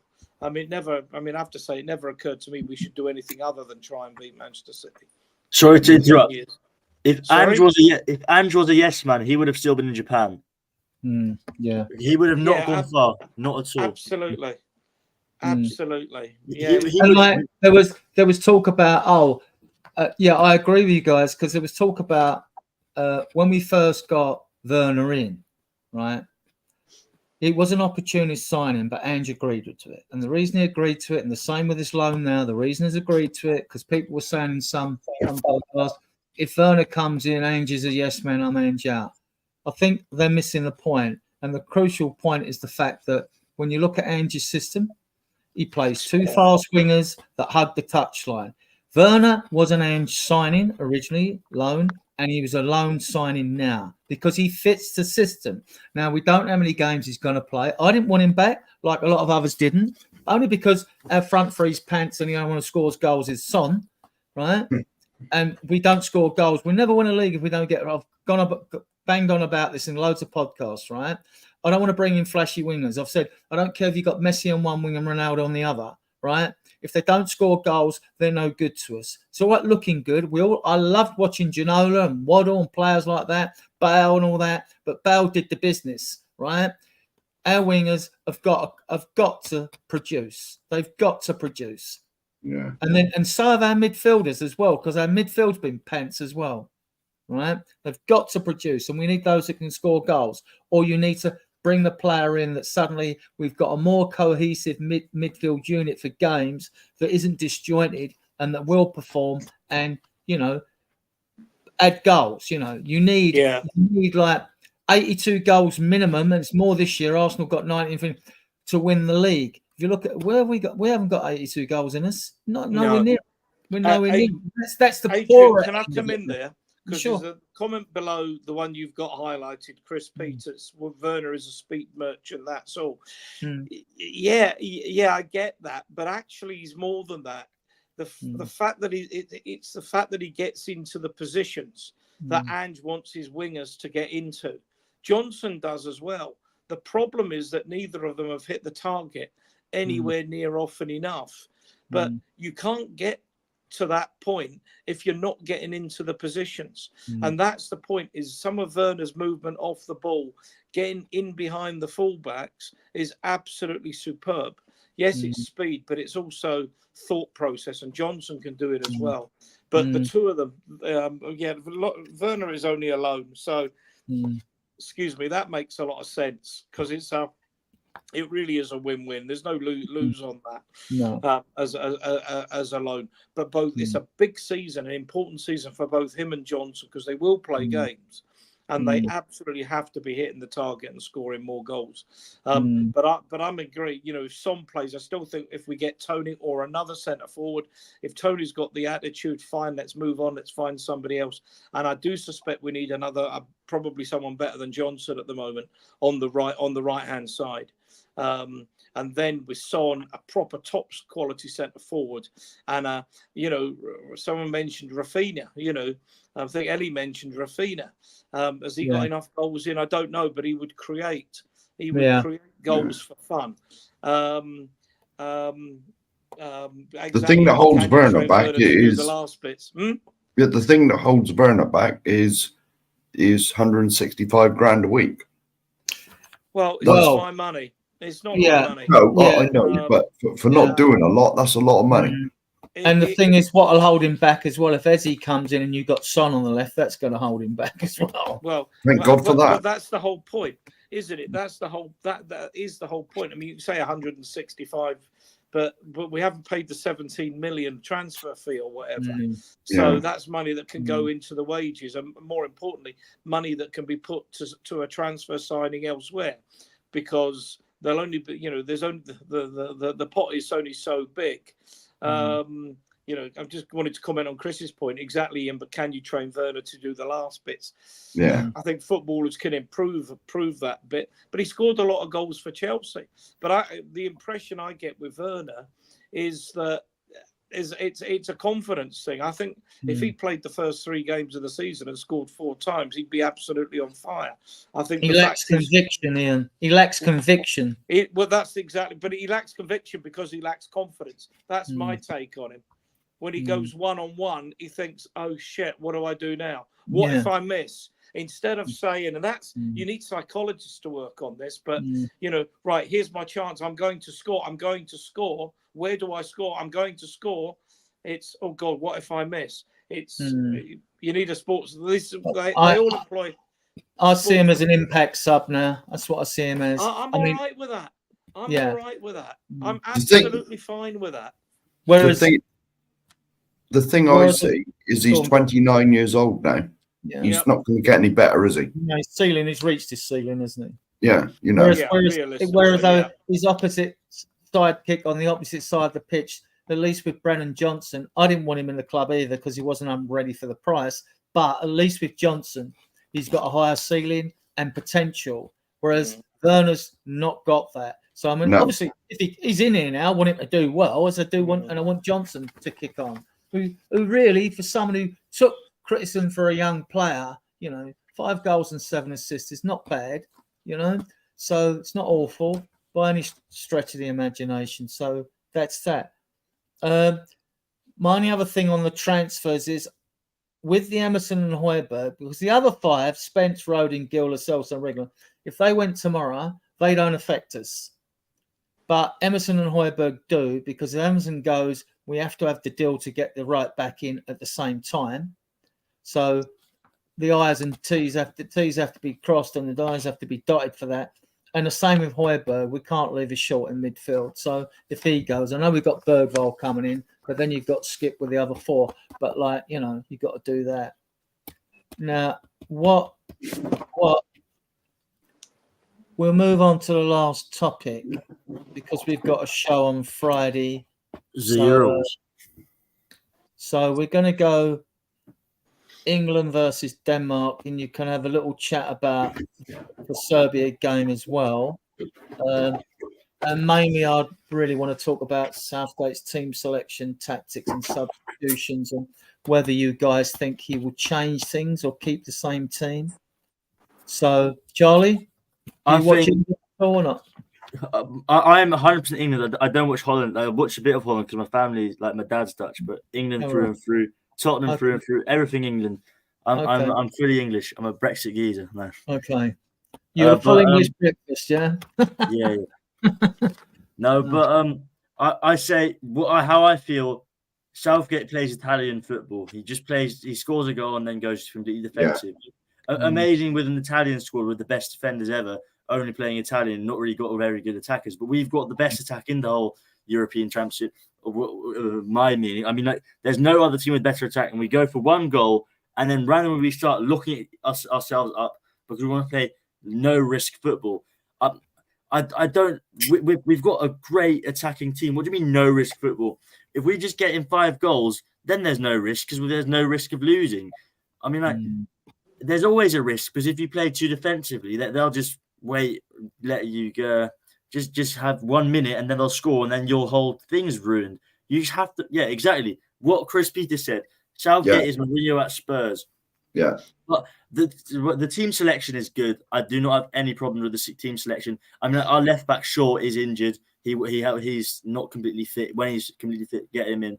But until he isn't completely fit, this is the perfect thing. There's not really a maybe Trent for Gallagher. I don't know. But in the end, this is, I think, the best starting 11 that we've got. I'm not too worried about that. Just more about the playing style. Because if we want to beat Denmark, like 3 goals, we're not going to do it with Southgate style. Because we'll just basically be defending from minute 2. Do you think Denmark will sit back like Serbia did in the first 30 minutes? No, because I think Denmark's going to be looking on what we did against Serbia way more than what we're going to do against them. I think they're going to be hitting our weaknesses because Denmark know we're a stronger team. We've played against them in the Euros semi-final, and I think they really want to beat us now, especially because we basically got the goal because of the laser in the eye of Schmeichel. I think they want some revenge. I want to throw something at you, right? Because I mean, it's a shame that we haven't got a fit left back, even one of the others that didn't make the squad, right? Because of injuries or whatever. And the reason I say that is because with Trippier on the right, he can do a job there, but we're used to seeing Trippier go forward on the right, and he'll do what Porro and Decky do for Spurs, and they will interchange, right? And you get that, and you'll get like Trippier, or if it's Porro for Spurs, he'll even go past Decky on the right to the corner flag and all that. But with England, when you haven't got Shaw there, which Shaw does, he doesn't do that. So then you've got Roden on the left there, and where he would normally interchange with a left back, inverted fullback, wing back, whatever you want to call him, and get down to the byline and interchange with that player. That didn't happen against Serbia, and we looked disjointed on the left-hand side. What didn't help was that Trent had a poor game. He was pants, right, as well, right? So I think that affected us badly. Now, I don't know. I haven't got the full England squad in front. I don't know.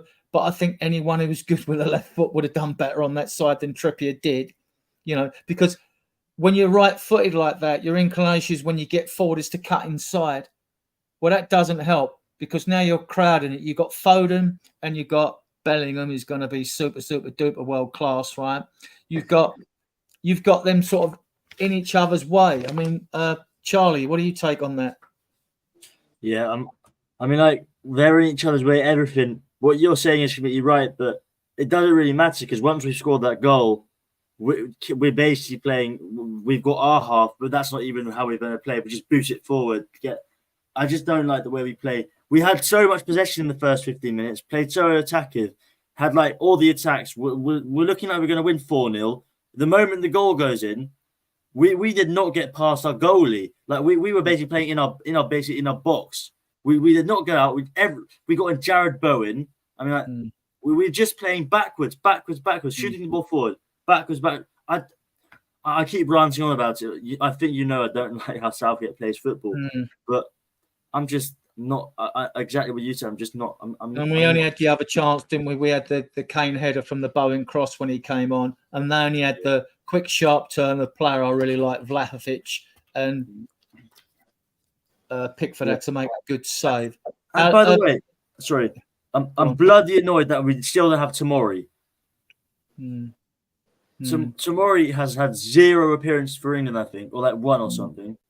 Ian, you posted you was depressed watching England. Is it because I hate it? I hate Yeah, Southgate with an absolute passion. He is the anti-football of international football. Yeah.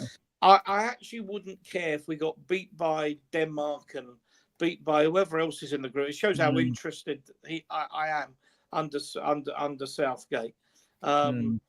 It is horrific. I thought that second half was an abomination. I agree. You know, the idea. I like the idea of Trent in midfield, and no, it didn't work. But I thought, you know, there was a couple of things that occurred to me. One, I think your paper over cracks when you talk about the header by Kane and what have you. Yeah, of course, we could have scored them and won more comfortably. But there's no ambition to go out. I mean, talk about the game's about glory. It's about going out and beating the other lot, not waiting for them to die of boredom. I mean, by God, to think Manchester United were apparently interested in appointing him. What is going on in their heads, for Christ's sake? But, I mean, the one thing I thought watching the last 20 minutes, the players were tiring. In particular, Foden's influence was waning. And I thought that was a classic case when you got that situation to bring Grealish on. And you know what Grealish is? He holds the ball up. He'll run at defenders, and the defenders will foul him. That is as sure as night follows day. What happens when Grealish comes on in a football match. And that was exactly what England needed. If they weren't going to go out and score loads of goals, get the ball, keep possession of it, and draw the sting out the Serbians, because they'll commit fouls. We got the ball back. They'll get the ball, get it to Grealish. Grealish gets fouled, etc. And I think Southgate is so tactically inept that we are not going to win this tournament. On record now, on air, in YouTube, we're not going to win this tournament, and we're not going to win this tournament because this numpty of a manager is incapable of bringing out anywhere near the best of some incredibly talented footballers. And I think the Danes will go at us. I hope they go at us, and I hope they beat us, and I hope the media turns on Southgate, and the sooner he goes, the better. Mark, have you got anything cheerful to add? Yeah, say what you think here. Postecoglou with these players. Yeah. We'd be dreaming ourselves. Honestly, I obviously watched the game, and you got the best striker in the world, in my opinion. And the commentary said, I only think Harry Kane had the lowest touches on the field. Yeah. And I blame Bellingham for that. All right, he was England's best player, but he doesn't pass the ball quickly. He holds it up, and then he drives forward. And Harry's like looking for a ball through, or, you know, and he doesn't get it because Bellingham messes about with the ball too much. He really does. All right, he played well, but like the second half was just a snore fest. I nearly turned it off. Yeah, me too. Yeah, it was atrocious. And to be honest, I'm with Ian. The sooner Gareth Southgate leaves, the better. I hope Shaw's fit for the game against Denmark, because that would give us much better balance on the left-hand side. And I think Foden would play a lot better.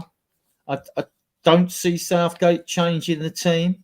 Well, he's not going to. He's too boring. Well, Denmark will be a different proposition to Serbia. Yeah, I've got 2-1 Portugal as well, guys. By the way, just if you look, Chris, in the chat, mine's come up with Con Chiao, if I pronounce that correctly. I can never pronounce that right. 92 minutes, 2-1.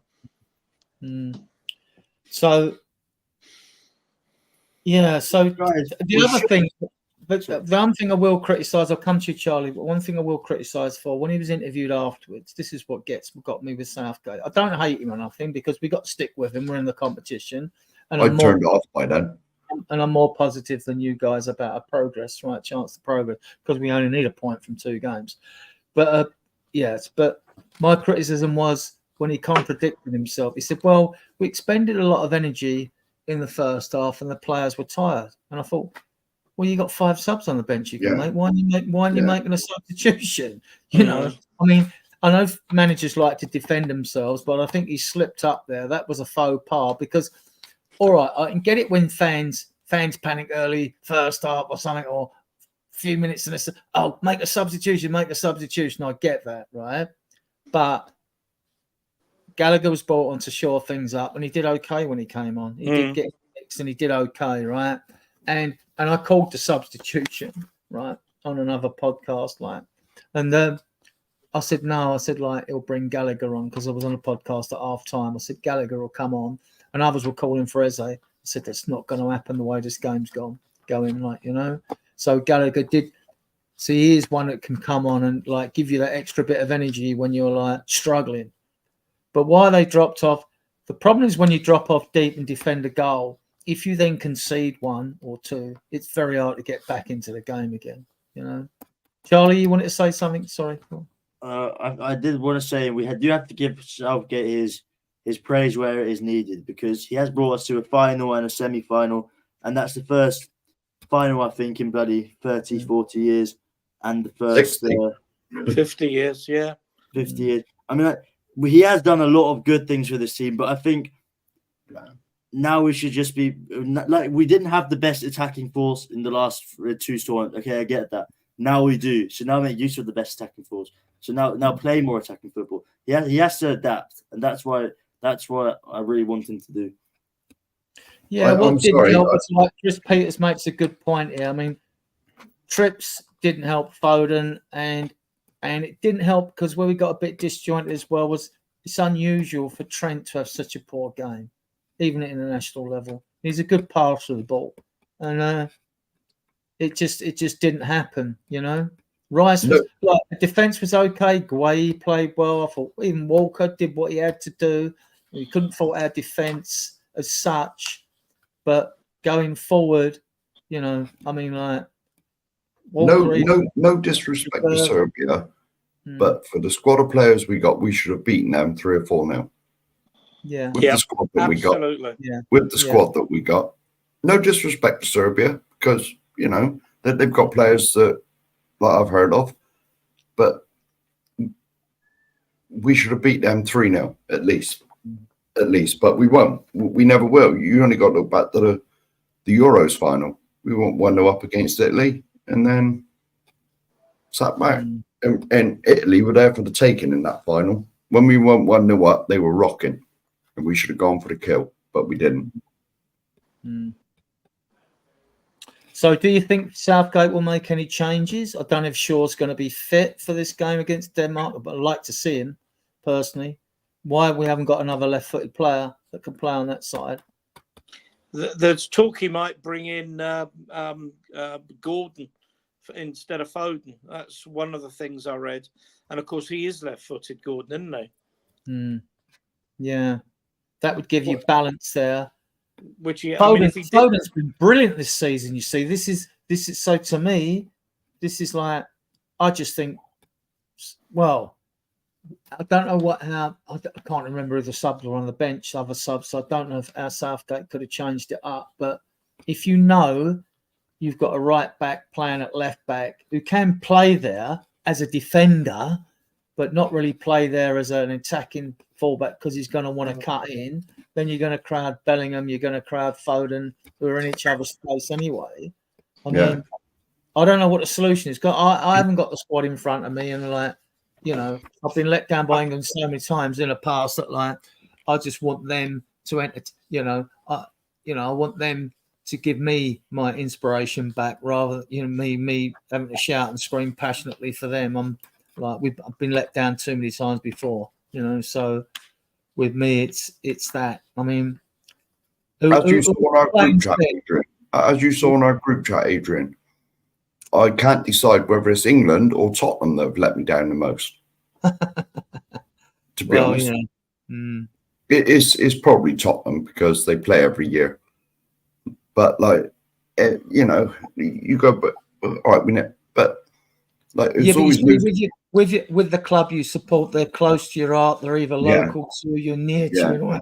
With England, it's like once every 2 years, or if you can be bothered. I admire the fans that go to the friendlies because I couldn't be bothered with them, to be polite. You know what I mean? And like, Yeah. And like that Nations League, I couldn't be bothered with that either, right? Because that's rubbish there's- as well. There's fans that go everywhere with England, The only even time like Nations League away. You know, it's I only always look now to once we've qualified, even qualifying games, like I'm not interested in, because we should qualify for these competitions, and like I'm not so I'm not fired up for this Euros at the moment. I'm not, you know. So get through the group, then like, you know, my senses will kick in a bit more, like, you know. yeah. What about you, Charlie? Anything to add? Yeah, sorry. Can you repeat the last bit? You said you're not pumped up for the England because they let you down a lot. So what was your question for me? Sorry. No, my passion for England is nowhere near my passion for Spurs. You know, Oh, I'm yeah, always yeah. Spurs, 100%. no matter what. 100%.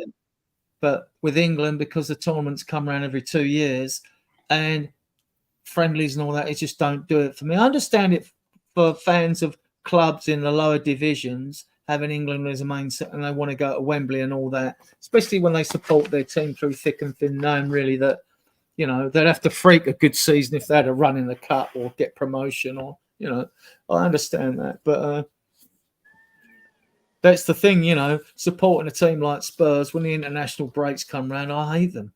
I hate them because I want to watch my team play, you know. Yeah. Absolutely. To be honest, what you said, yeah, 100%. Spurs is always number one. Like, I would like, for me to go to a game, I get, goodness me, I can't speak. It's 11 here already. I'm off That's the right. road. That's right. Yeah. So basically, I choose a Tottenham game over an England game every day of the week, because I live in Holland. I can go to like 3 or 4 Tottenham games max if I've got a good year. This year I went to 3. Tottenham, I breathe it, but it's so expensive, and I love it so much, and I've got all the passion for it. But it's just expensive, and I'm 16, all this crap. So in that thing, 100% Tottenham, and I bloody love it. And England, yeah, it's every 2 years. I do love England because my family, like my grand's coming over tomorrow. We're going to watch the England game on Thursday, and all this kind of stuff. It does, for me, it's more togetherness, England, because I don't see my English family a lot, and when I do see them, I usually watch the Euros with them. Yeah, I understand that.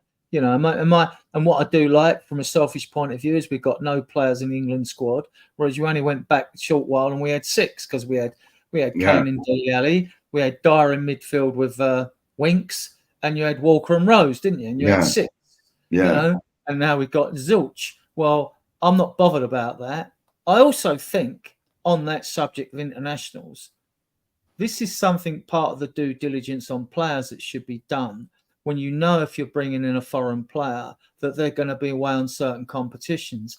I remember not so long ago, before the Poch era, I think, when we had players that were going on the African Nations Cup. Do you remember the forwards that played for us and things like that? And it really affected our squad at that particular time.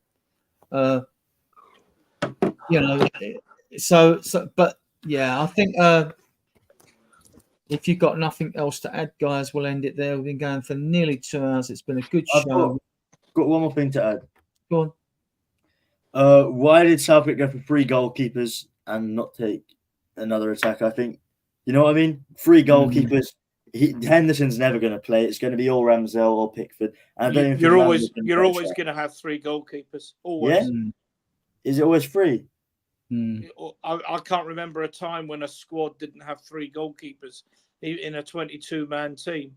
One gets suspended, one gets injured. You're up shit creek. Yeah, that is true.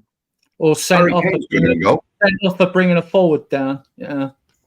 Harry Kane's good in goal, allegedly. Yeah, we've seen he played in goal for us once. And Glenn Hoddle did as well. I was at one of the games when Hoddle was in goal. Yeah. Right, guys, it's been a good show, right? It's been 2 hours. We might have run over about 15 minutes, a bit long. I don't know. Something like that. But yeah, it's been good. I'll play us out with this, and I'll see you in the back room.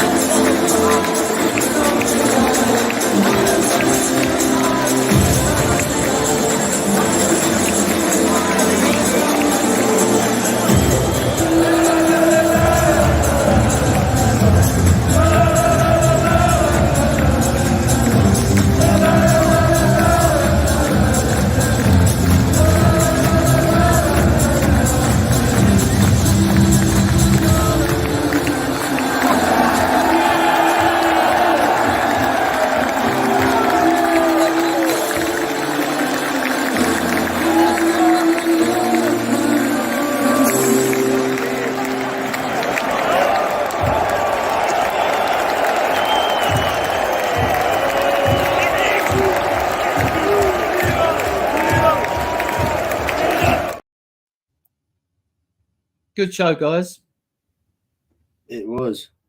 Yeah, we Yeah. covered 3 themes, which was good enough. Like, thanks for coming on. Third show. Adrian, Go on. we're still live. Are we? Okay, I'll end the stream then. Yeah, I was worried that we're still live. I saw